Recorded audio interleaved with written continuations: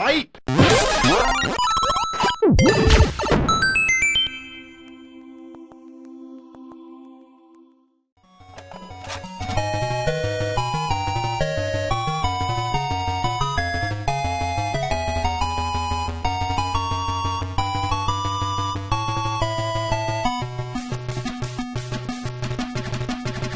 King's Valley is a platform puzzle game from Konami released for the MSX computer in 1985. It's considered one of Konami's most inconspicuous games. The game is clearly inspired and plays a lot like Lode Runner, just better. Here's Lode Runner for the MSX. Yeah. In fact, rumor has it that King's Valley was a Lode Runner license gone slightly rogue, for it borrows elements from other games such as Pac-Man and introduces a few interesting gameplay mechanics as well. You see, as a kid, Lode Runner was always a bit obscure.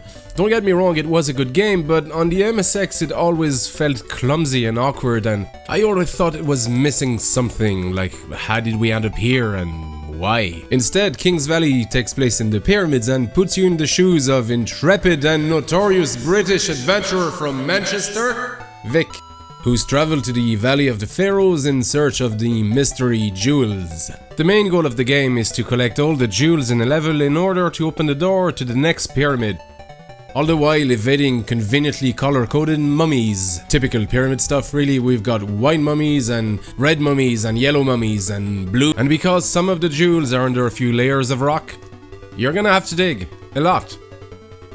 Now, I know you're thinking to yourself, Ali, you just described Lode Runner. Well, maybe so, but there's more. For a start, King's Valley directly borrows elements from Pac-Man. Now, these mummies won't simply let you grab their jewels. Hey, not cool! Anyway, they're not just wandering around the pyramid aimlessly.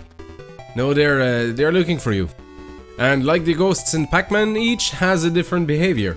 For instance, the white mummies are just happy roaming about, apparently aimlessly thinking about existentialist stuff. I wonder if trees can see us move. Now, the blue ones will show a little bit more focus and determination and will follow you. Pink and yellow mummies will actively chase you and are faster, especially up and down stairs. As for the red ones, well, they can be described as just pure evil bastards. They do all of the above, but they trick you, they jump, they change direction, sometimes while you're trying to jump over them, they're just more aggressive and change patterns when you think you have them figured out. Evil red bastards.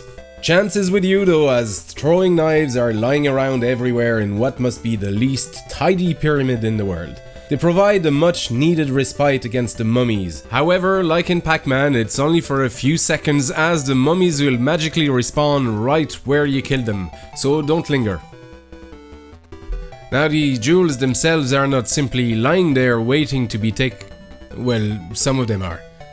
But as you progress through the levels, they become less and less accessible. Some need platforming to get to, others are hidden behind one-way doors, but more often than not, you're gonna have to dig. Luckily, ancient Egyptian architects were kind enough to leave pickaxes lying just about everywhere in the pyramid. We'll just assume these are from previous less fortunate explorers. Dozens of them. Anyway, these pickaxes must be made of the weakest alloy known to man, because while the daggers last forever, each pickaxe can only be used once and will mysteriously disappear once used. Vic can dig through 2 layers of rocks. He can also break rocks directly in front of him if there's no rock underneath you. Which I don't get. What's he standing on here? What? Huh? Be careful though, because pickaxe supply is limited, and when you run out of axes, that's it. Similarly, when you get stupidly stuck somewhere, like me, there, I'm stuck. That was stupid. Well then, that's it, you're stuck. Thankfully, the game lets you kill yourself and restart the level by pressing F2. Thank you.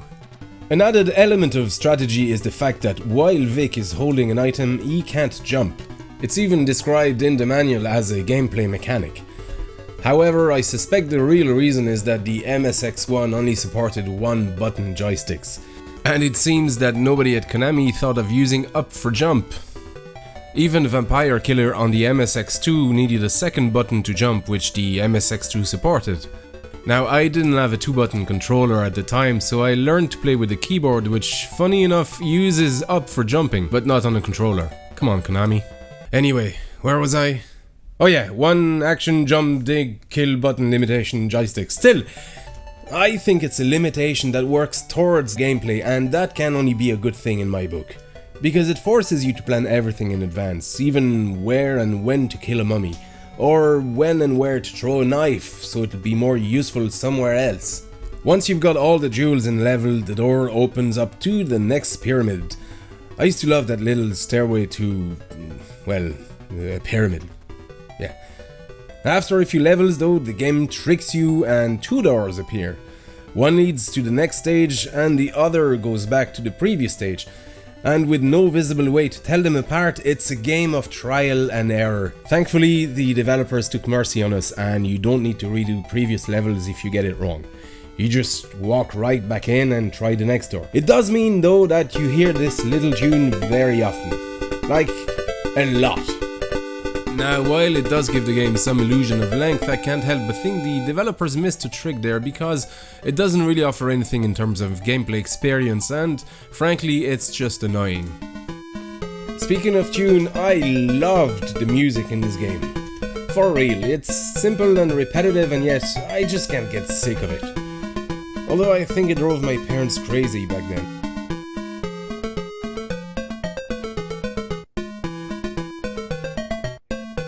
In 1998, King's Valley was ported on the PlayStation in the Konami Antics MSX Collection Volume 3, and on the Saturn soon after. It's worth checking out if you can get your hands on it, and you don't have an MSX, but you got a Saturn, and a PlayStation.